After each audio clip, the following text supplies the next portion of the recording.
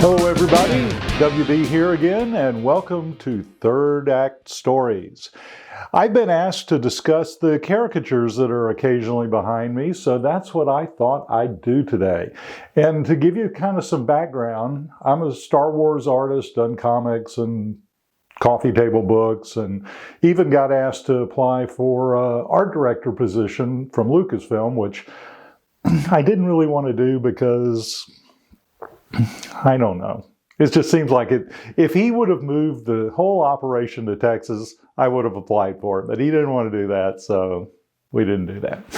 But anyway, a lot of these caricatures got done when I was doing shows for, the comic books that I'd done, or I was doing caricatures at a particular location where these actors were at.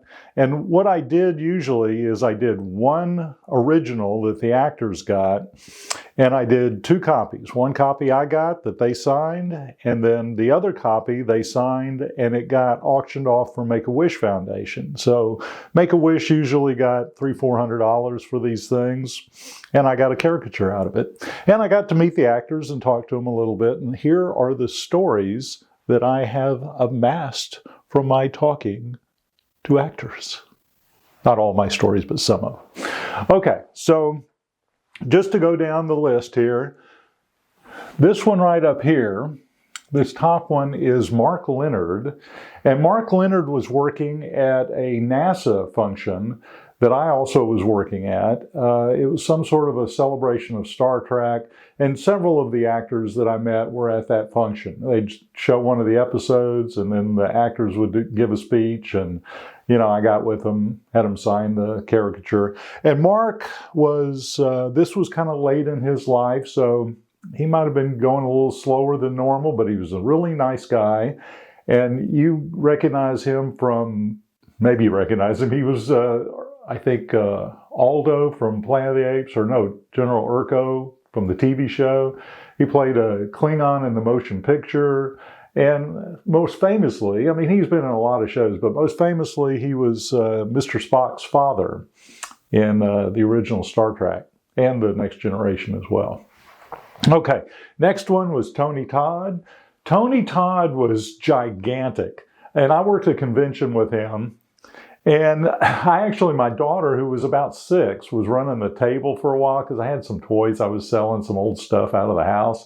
And I asked Tony Todd if he would go and harass my daughter at the table, because he was big, had a deep voice. And he did that. My daughter didn't seem fazed by it in any way. But he played a kind of a monster character in a movie that you all recognize, but I don't remember. But he also did the voice. He did his voice for a lot of History Channel shows. And that's one of the things I told him I really appreciated about what he was doing at the time. He also played Worf's brother on The Next Generation. And that's what the caricature is all about. Okay, the next person is Max Grodenchik. I hope I'm pronouncing his name correctly, but he played Quark's brother on Deep Space Nine. And he and I were both working at a convention, and I first ran into him because we were both staying at the hotel, and he comes off the elevator on my floor, and he's looking around like he's lost. And I said, have you gotten off on the wrong floor on Deep Space Nine? And he's like, ah, ha, ha. But what was funny about him was I recognized him as a Ferengi even without the makeup. Says something about Max Grodenchik. Okay, the next person is Marina Sirtis. And I met her, I was working a convention, that kind of a thing. And she was the tiniest human being I think I've ever met. She was just so little. And I had a crush on her, but I thought, she's doing her thing. She's cute, Next person is Denise Crosby. And she originally, I think she was working okay. Next person is Denise Crosby. And she was working a NASA event as well. And she was just so sweet, so nice. I've met her several times since then, and I make really, really inappropriate jokes with her, and she laughs with them. So I'm like, she's cool. But she was wearing a T-shirt, like a muscle shirt and a pair of cutoffs, old faded cutoffs at this show. And I thought she looked just great.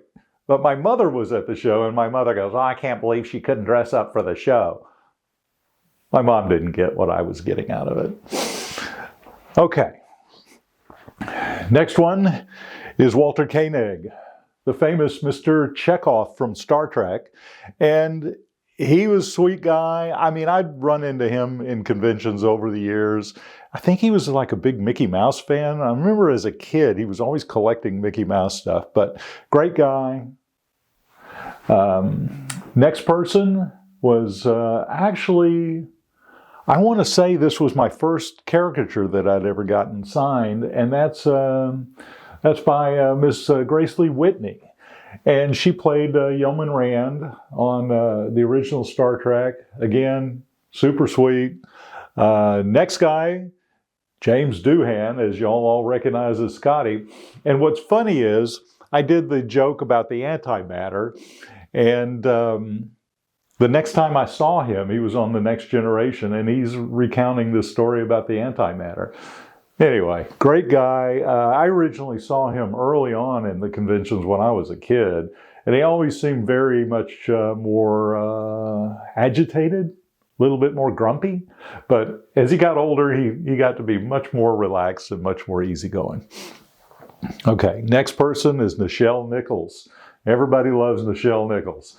And I was working a convention with her, and when I first ran into her, I'd gotten in the elevator, and she was standing in the elevator, and she was wearing like leather pants and some sort of leopard print shirt with like a jacket that had flamingo, or not flamingo, some sort of bird feather sticking out in the air.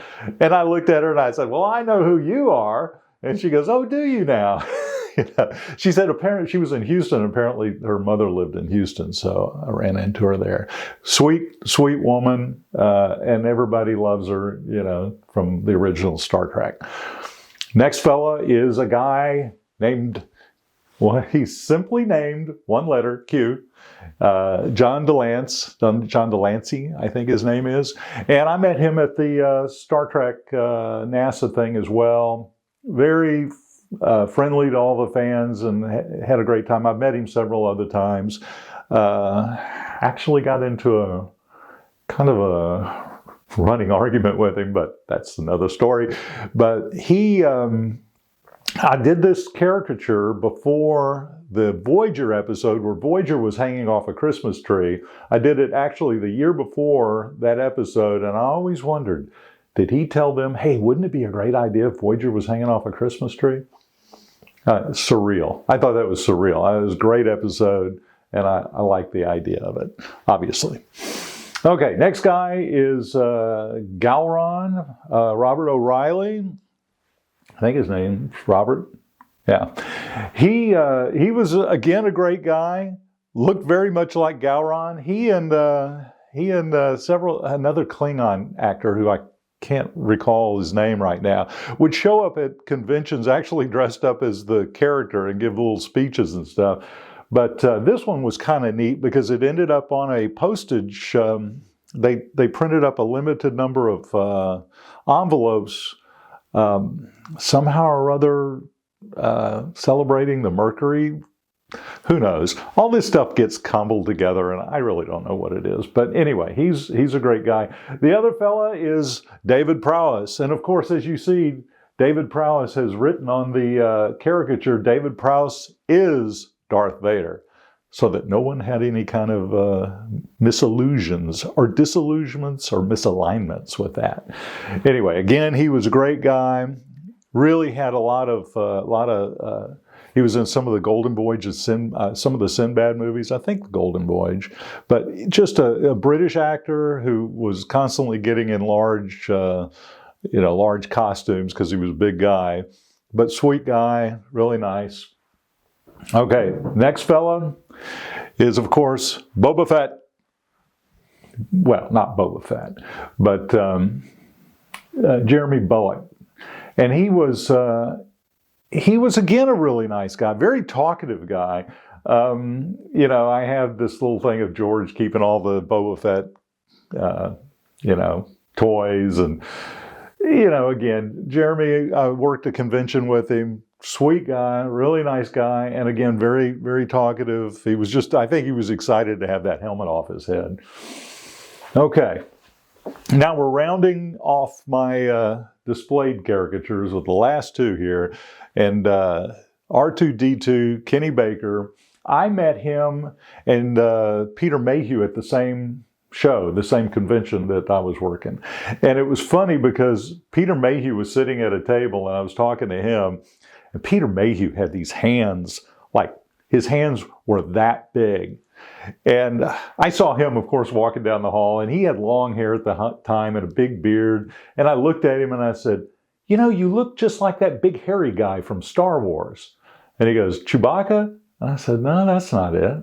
Anyway, he was a nice guy. But the story with Kenny was, they were both sitting at this table, and Kenny came up to the table, and all I could see was his fingers, you know, clawing over the top of this little table. And he was trying to, I don't know, trying to get his pass or something to get in. And I thought, what a great combination of characters. You know, you got the smallest guy I've ever seen and the biggest guy I've ever seen. And again, both of them were sweethearts, really nice guys. Peter Mayhew, I think he ended up meeting a woman at the Austin convention that I think I was working at with him. I don't know if he met her at that same convention, but he met an Austin lady and fell in love with her and became a Texan, as you all should be, of course. And anyway, that's my caricature wall that I love to have it up, and I'm glad that someone asked about it. Get it out of the way. And we'll go on to other, I've got collectibles and stuff that, you know, I've built, stuff that I've acquired, and we can talk about that. This is all part of you living a good life in your third act. So see you next time.